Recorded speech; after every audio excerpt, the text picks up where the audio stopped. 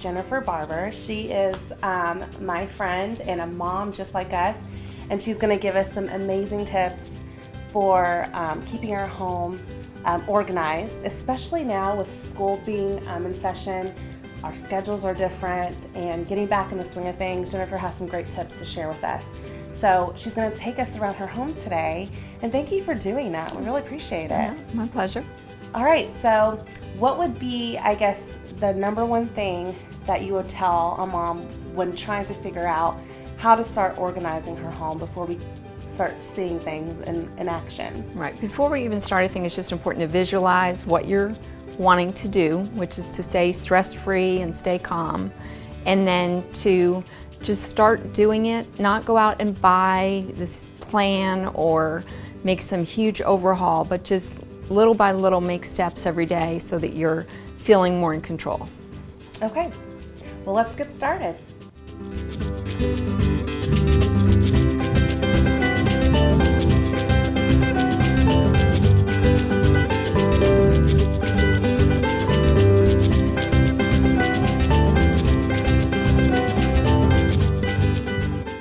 We live in the Highlands, so we live in a very small home. It's about 1,500 square feet max.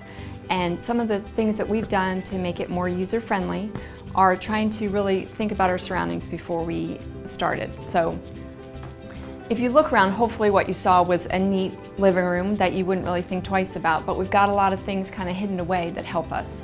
So one thing is behind the couch. You may have noticed that that's our basket of blankets. So the kids know if they want to snuggle on the couch with a blanket, that's great, but they just need to put it away when they're done. And that's part of, everyone's heard this, everything has to have a place and everything has to go back in its place. This is actually a charging station that my husband came up with, very economical. It's just a paper sorter, and he rigged up all the cables so that every night the kids can charge their devices out here. Because again, we really think the devices should be out of their bedrooms at night. And my daughter and son both have devices for school, and so they need to know last minute before they run out the door that they've got their device with them and that they haven't left it behind. Some other things, this is where we keep all our remotes and different things for the TV. So again, it's out and about, it's very user-friendly, but it's tucked away.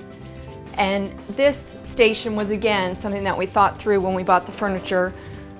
Those bins underneath all have books and different things that I wouldn't necessarily want out, but I need access to. And this is our charging station for our phones. Again, when you look at it by itself, you might think I don't want that on my coffee table, but it is hugely functional, and you probably didn't really notice it when we first panned around. This is my shoe tree. Again, I think one of the things I hear the most from clients is, you know, people just come and drop all their stuff when they first come in the door. Well, this is where we put our shoes. This is my station, so you can see I've got a few things that I've got to work on today, things I've got to hand in.